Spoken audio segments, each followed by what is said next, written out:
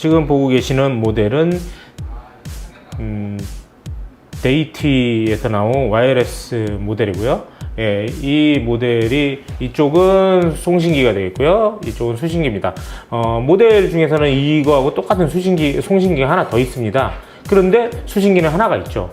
이거가 의미하는 거는 요즘 저기 타 메이커에서도 많이 나오는 수신기가 두 채널을 받아들이는 거다, 이렇게 할 수 있겠죠. 그런데 이게 그 전과하고 다른 와이어레스인데 그거에 대해서 알려드리겠습니다. 기본적으로 이 와이어레스는 2.4GHz 대역을 쓰고 와이파이로 전달되고 있습니다. 그 전까지는 우리가 700이나 900MHz를 쓰는 거였는데요. 이건 이제 헤르츠가 기가 2.4GHz를 쓰기 때문에 직진성은 좋고, 이제 그 다음에 어떤 건물이나 이런 데 있으면은 그런 데는 조금 끊길 수가 있는 위험성이 좀 있습니다. 그러나 이거는 그 주파수를 강도를 갖다가 100mV까지 올려줄 수가 있습니다.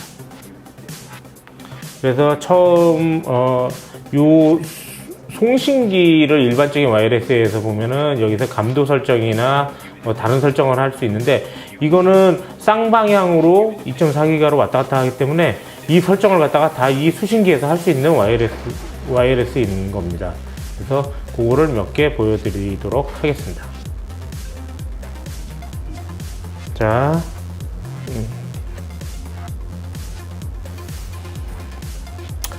자, 이제 수신기만 이렇게 크게 이제 화면이 보이게 설정해 놨는데, 이제 수신기만 해 놓은 거는요, 수신기에서 송신기 설정을 다 할 수 있습니다. 그래서 수신기를 한번 켜 보겠습니다. 수신기를 길게 마우스 위치를 누르면 회사 로고가 나오고, 그 다음에 이제 나왔습니다. 아까 옆에 송신기를 켜고 있기 때문에 여러분들이 보시면은 왼쪽하고 오른쪽에서 오른쪽이 활성화돼서 전파 안테나 올라가는 거 보이고요. 그리고 아주 기가 막힌 와이어레스를 써본 사람들이면 알만한 배터리 잔량 표시가 있죠. 그런데 왜 기가 막힌가? 우리가 배터리 잔량 표시를 볼 때는 항상 수신기는 수신기, 송신기는 송신기, 그래갖고 맨날 현장에서 외치는 소리 있죠. 예, 송신기 배터리 괜찮나요? 그럼 예, 아직까지는 괜찮습니다. 아니면 송신기 배터리 아끼려고 배터리 좀 꺼주세요. 아니면 스위치 좀 꺼주세요. 그런데 이 와이어레스는 그럴 필요가 없습니다. 왜냐? 수신기에서 모든 조작을 할 수 있습니다. 자, 그거 말고도 여러 가지 기능을 할 수 있는데요. 그거를 하나씩 보여드리도록 하겠습니다. 자, 처음에 이거는 와이파이로 송수신이 되기 때문에 이제 페어링을 한다고 그래요. 그래서 지금 2번 채널에 와이어레스 송신기가 페어링이 되어 있고요. 이 기본 상태인데, 이 기본 상태에서 여러 가지 세팅을 보여줄 수 있습니다. 자, 밑에서 왼쪽에서 이쪽에 메뉴 스위치를 한번 눌러 보겠습니다. 자, 메뉴 스위치 들어갔더니 RX 있고요. 그 다음에 GXA, TXB 있는데, 자, 처음에 이제 송신기 쪽으로 설정을 한번 가보겠습니다. 이렇게 화살표로 내리고요. 자, GXB라는 걸 갖다가 셀렉트 했습니다. 자, 그랬더니 여기서 쫙 메뉴가 나오네요. 어떤 메뉴가 있나 보겠습니다. 첫 번째 슬립, 마이크 레벨, 리미터, 로컷. 어디서 많이 보던 오디오 용어들에서 많이 쓰던 것들이 있는데 이렇게 되어 있습니다. 자, 맨 밑에서부터 한번 봐보기 시작할까요? 아이디가 뭔가 1, 2, 3, 4, 5라고 적어놨습니다. 아까 처음에 오른쪽에 있는 게 1, 2, 3, 4, 5 켜져 있는 게 1, 2, 3, 4, 5니까 얘가 맞겠죠? 예, 그래서 이름으로 알 수 있다는 겁니다. 우리가 보통 뭐 1번 채널, 2번 채널 뭐 이렇게 구분을 한다거나 뭐 93점 몇몇, 900 몇 어쩌고 저쩌고 하는데 다 외우지를 못하니까 그냥 뭐다. 그런데 얘는 아이디를 지정해 줄 수가 있어서 서로가 헷갈리지 않게 하는 것이 특성입니다. 자, 두 번째 RF 파워라는 게 있네요. 예, 이게 뭘까요? 한번 볼까요? 자, 여기에서 이렇게 올라갑니다. 예. 맨 위에 보니까 10mW 있고요. 25, 50, 100mW라고 되어 있습니다. 여러분들 다 아시겠지만은 우리나라에서 쓰는 900메가의 와이어레스는 10mW의 출력만 사용할 수가 있습니다. 왜냐? 분당국가이기 때문에 그렇습니다. 그런데 이 2.4기가 대역을 쓰는 이 데이티의 와이어레스는 100mW까지의 출력을 사용할 수가 있는 겁니다. 그래서 지금까지 없었던 와이어레스의 새로운 기준을 가르쳐 주는 것 같습니다.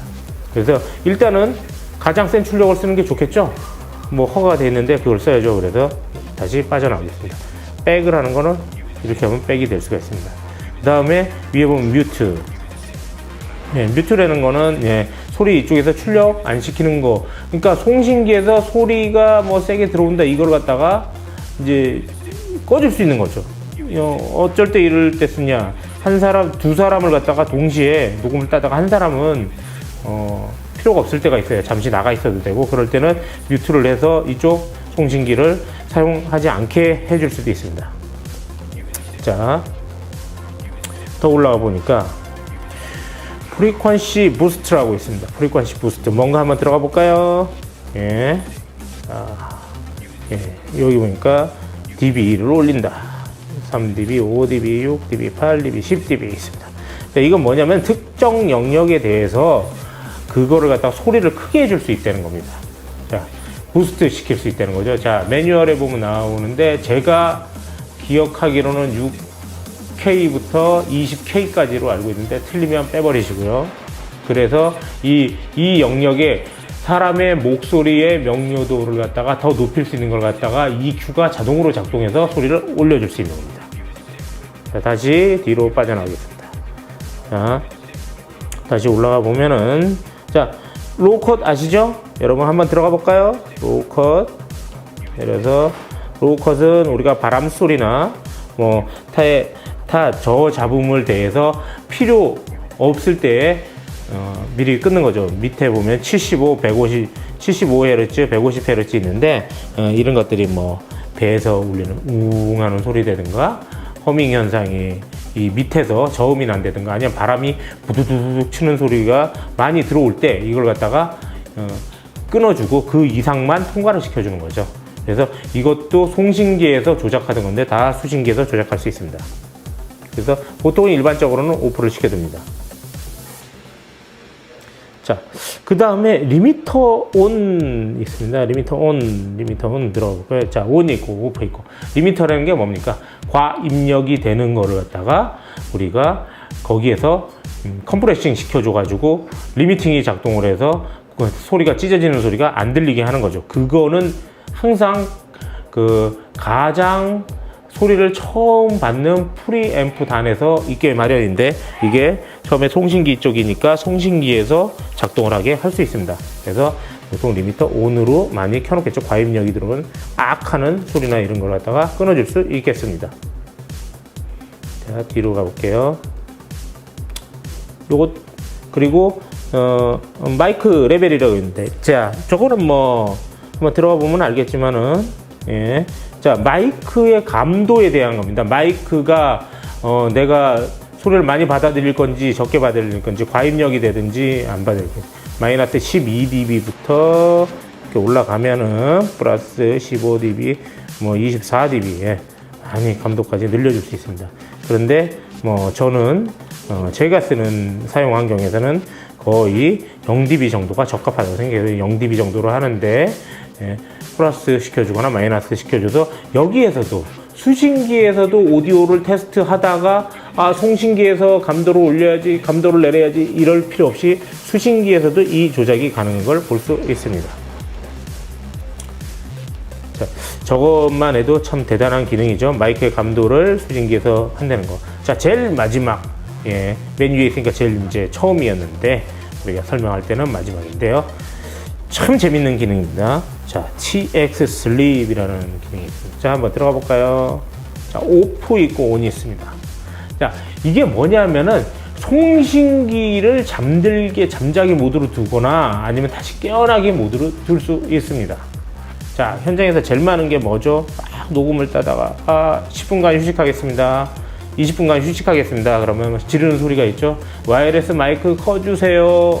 아니면 잠깐 기다리세요. 제가 꺼드릴게요. 뭐 이런 거. 배터리 아낍시다. 뭐 이런 얘기 합니다. 그리고 수신기도 수신기는 카메라 쪽에 있으니까 빨리 끌 수 있는데 송신기를 끌려면 아주 힘들어지는데 여기에서 조작을 해줄 수 있는 거죠. 자, 제가 온에다가 한번 놔두겠습니다. 온하고 셀렉트. 자, 그럼 TX 슬림 모드 나왔습니다. 자, 요 다음에 이제 제가 뒤로 빠져서 보겠습니다. 자, 여기에서 딱 처음에 우리 설정 화면이 나왔죠? 설정 화면이 나왔는데 여기에서 보니까 쿨 잠자기 표시가 쭉쭉 돼 있고 나머지가 1, 2, 3, 4, 5였던 마이크가 잠자기 모드에 돼 있다는 게 보이고 이쪽에 배터리 상태는 얼마 있는지를 갖다가 계속 표시 중에 있습니다. 제가 봤을 때는 이 모드가 상당히 매력이 있는 모드인 것 같습니다. 자, 다시 메뉴로 들어가서 우리가 수신기에서 송신기를 갖다가 제어할 수 있는 걸 갖다가 다 볼 수 있었습니다. 자, 여기에서 위로 올라가 보면은 지금 TX-A는 연결을 안 돼 있으니까 뭐 아까 송신기하고 똑같겠죠? 그거 말고요. RX로 한번 들어가겠습니다. 수신기 모드. 자, 수신기 모드 뭐는 어차피 수신기에 다 조작이 되겠죠. 이제 다 안 들어가도 되는 거는 설명을 빨리 나가겠습니다. 아웃풋 레벨 하면은 자, 우리 레벨이 이제 소리가 크게 나갈 것이냐 적게 나갈 것이냐 그에 대한 거죠. 보통 저는 0dB 정도로 맞춰놓고 있어서 B가 0dB로 맞춰놨습니다. 그리고 뒤로 빠져서 자, 아웃풋 타입 했는데 여기에서 스테레오라고 되어 있고요. 그리고 한번 들어가 볼까요? 예, DSLR 모드 있고 그렇습니다. 이게 뭐냐 하면은 스테레오 하면은 그 한쪽에 두 아웃풋 출력이 두 군데 있는데 한쪽에서 저기 두 채널 중에서 한 채널만 소리가 들어가게 하는 거와 스테레오 하면 두 채널 다 카피가 돼서 들어가는 거 그거를 의미하고 있습니다. 약간의 편의성을 가진 기능이죠. 자, 그리고 두 번째 보니까 레이턴시 하는 다음에 로우입니다. 자, 이런 류의 2.4기가 대역을 쓰는 마이크들의 최대의 단점은 뭐냐 하면은 레이턴시가 있다는 거죠. 레이턴시는 뭐냐면 오디오 딜레이가 있다는 겁니다. 여기에 보면은 로우, 미드, 하이 있는데 아무래도 로우가 제일 낫겠죠. 실제로 찍히는 거하고 그 차이가 되게 약하게 매뉴얼에 있는 대로 나오겠는데 아마 레이턴시가 길면 길수록 되게 안정적일 거예요. 보통의 모든 이 전파 마이크 종류들이 이런 특성을 갖고 있습니다. 그래서 이거를 조정할 수 있다는 겁니다. 그리고 다시 백을 하면은 밑에 메뉴는 페어 했는데 페어는 이제 어떻게 서로가 접속이 됐는지 그거를 보여주는 거겠고요. 내려가서 한번 봐볼까요? yes, no 했는데 yes 쪽에 돼 있죠. 페어 서로가 접속이 돼 있다 이런 거고요.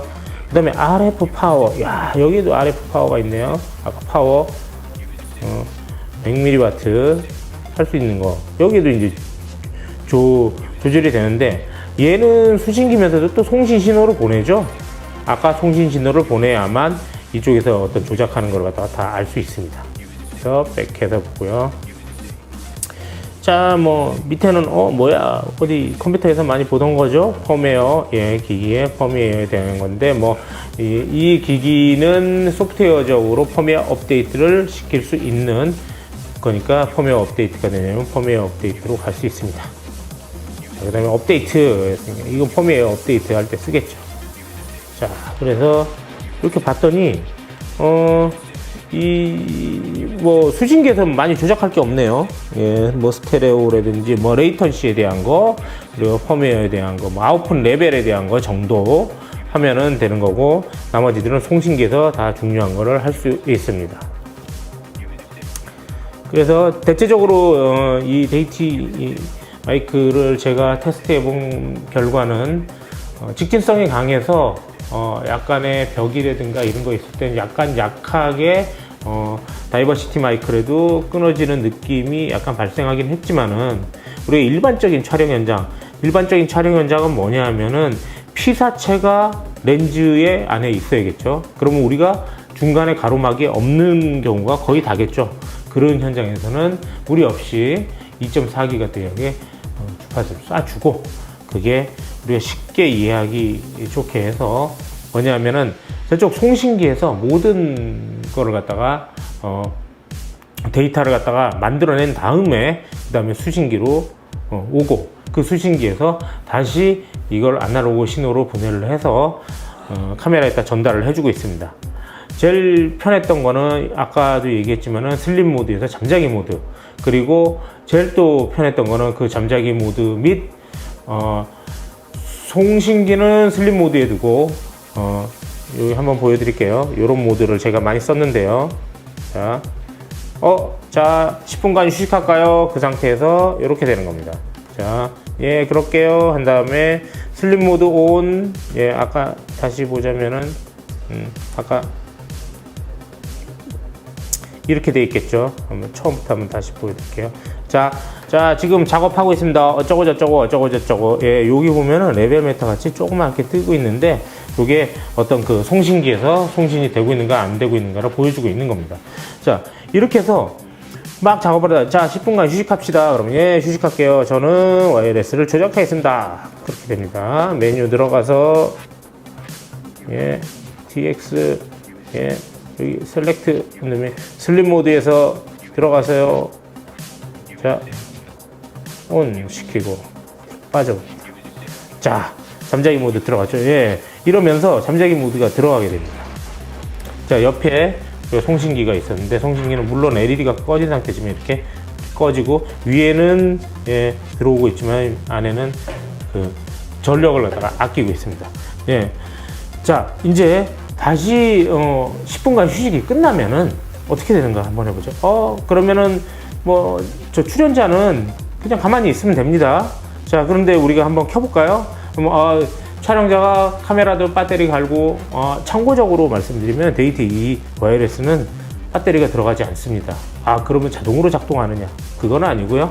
예, 지금 저기 USB-C 타입으로 충전이 다 가능해서 충전을 해서 사용하는 무선 마이크고요. 이 충전은 9시간 정도를 유지시킬 수 있다고 그러고, 제가 테스트 해본 결과에도 충전을 한 1시간에서 30분에서 1시간 정도 하면은 9시간 정도를 사용했던 것 같습니다. 그래서 일반적인 촬영 현장에서는 그 충전에 대한 부담감이나 이런 건 없었고, 또 만약에 충전을 못했다 그러면은 우리가 사용하시는 보조 배터리를 연결을 하시면은 바로 작업에 들어갈 수도 있습니다. 근데 조금 번거롭긴 하겠죠.